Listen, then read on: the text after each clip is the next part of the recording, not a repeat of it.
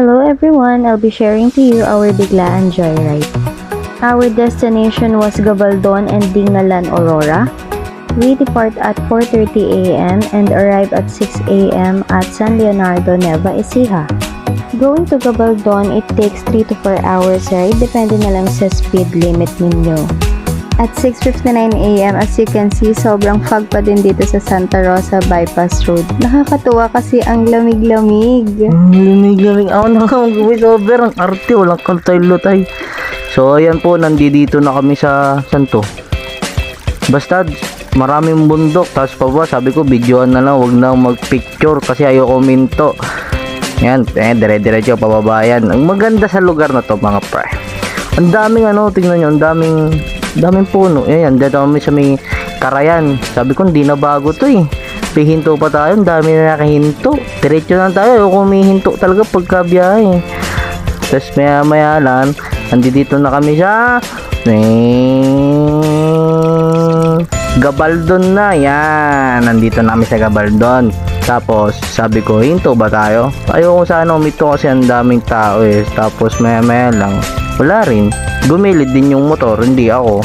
Tapos picture, pang, parang unggoy na puyat. Yun, nandun na kami. Papunta na po kami sa Aurora. Ay, Aurora, Dingalan pala. Oo nga, Dingalan. Wala naman talagang planong pumunta ng Dingalan eh.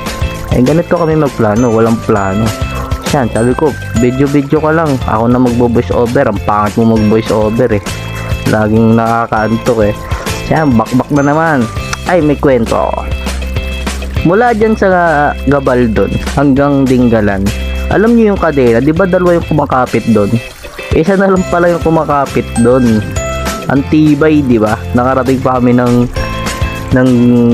yan, Dingalan, tapos nagpunta pa kami sa port. Yan, picture, kung wari, sakay ng bangka. Tapos yung punta ng grotto. Punta ng grotto.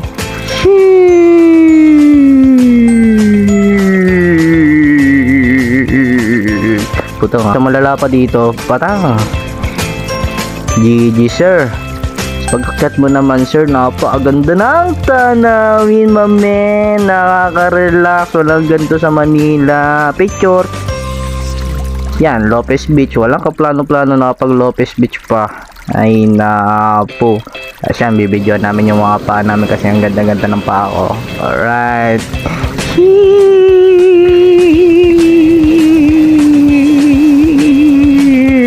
Picture. Patay, pogi mo kuya.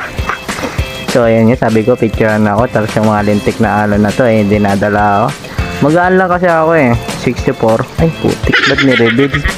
Magaan lang yun, nahubuan na si tanga. Tapos ito na ako, picture. Ito takot sa tubig eh. Gusto mag-picture sa dagat pero takot sa tubig. Sa pilitan pa yan. Tapos